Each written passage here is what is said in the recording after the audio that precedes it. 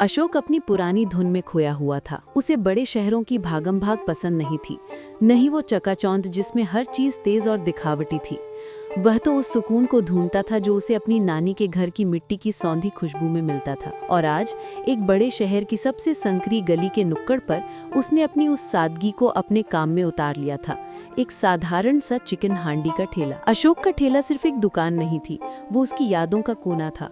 सामने एक छोटी सी मेज जिस पर रखे थे मिट्टी के अलग अलग साइज के गोल मटोल घड़े, जिन्हें वो हांडी कहता था। ऊपर एक अकेला बल्ब झलमिलाता रहता था, जिसकी पीली रोशनी में पास रखे खड़े मसाले चमकते थे। नानी का नुस्खा और सब्र का पाठ। अशोक एक छोटे से गांव से आया था, जहां उसकी नानी ने उसे खाना बनाने की कला सिखाई थी। नानी हमेशा कहती थी, बेटा असली स्वाद बर्तनों या तेज आंच में नहीं, बल्कि सब्र और ईमानदारी में होता है। अगर तुम खाने में अपना प्यार मिलाओगे तो वो खुद ब खुद अमृत बन जाएगा। नानी का नुस्खा बिल्कुल साधारण था, पर उसका असर असाधारण।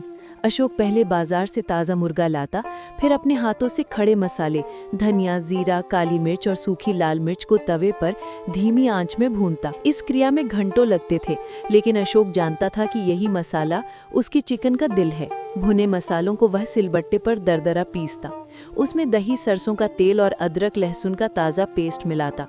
सबसे खास बात, वो कभी भी चिकन को सीधे पकाने नहीं लगता था।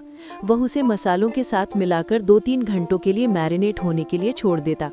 इस इंतजार में चिकन के रेशे मसालों को पूरी तरह से सोख लेते थे, जिससे उसका स्वाद कई गुना बढ़ जाता था। धीमी आंच का जादू।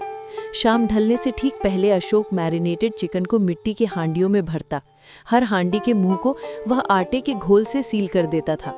ये सीलिंग बहुत ज़रूरी थी, क्योंकि इससे न तो अंदर की खुशबू बाहर जाती थी और न ही भाप से नमी कम होती थी। फिर शुरू होता था असली जादू। ठेले के पीछे ज़मीन पर एक छोटा सा अंगार जलाया जाता था, जिसमें लकड़ी और कोयले की धीमी आंच सुलगती रहती थी। अशोक हांडियों को उस धीमी मंद मंद आंच पर रख देता था।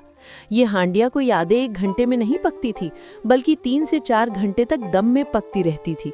इस लंबी धीमी आंच में चिकन के अंदर के सारे तत्व मसाले के साथ घुल मिल जाते थे और मिट्टी के बर्तन की खुशबू भी उसमें समा जाती थी। आसपास के बड़े बड़े रेस्टोरेंट वाले जो 20 मिनट में चिकन बनाते थे, अशोक को हैरत से देखते थे। उन्हें लगता था कि वो कितना वक्त बर्बाद कर रहा है, लेकिन अशोक को अपने काम पर पूरा भरोसा था। उसकी रूह को पता था कि स्वाद कभी जल्दी में नहीं आता। शोहरत और ग्राहक की मुस्कान।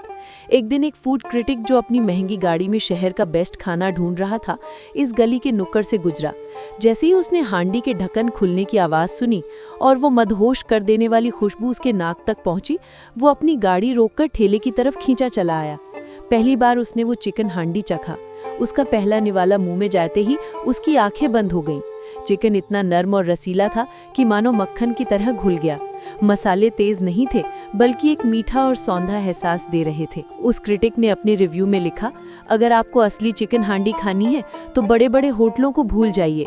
अशोक हांडी वाला आपको सादी सी मिट्टी के बर्तन में स्वर्ग का स्वाद चखाएगा। बस इस एक रिव्यू ने अशोक की जिंदगी बदल दी। अगले ही दिन से उसके ठेले पर भीड़ लगनी शुरू हो गई। दफ्तर से आने वाले लोग, विदेशी पर्यटक, कॉलेज के छात्र, सब एक ही कतार में खड़े थे। उन्हें अशोक की धीमी आंच के लिए इंतजार करना मंजूर था। अशोक अब रोज पहले से ज्यादा चिकन बनाता था, पर उसके बनाने के तरीके में रत्ती भर भी बदलाव नहीं आया।